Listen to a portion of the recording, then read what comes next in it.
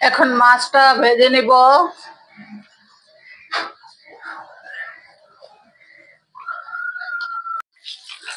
হতাশ হবেন না,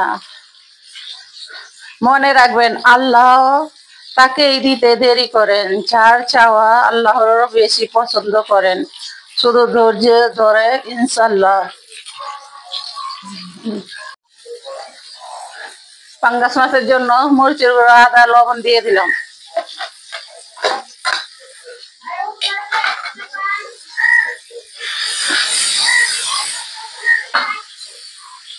মশলাটা কষানো হয়ে গেছে, এখন মাছটা দিয়ে দিলাম।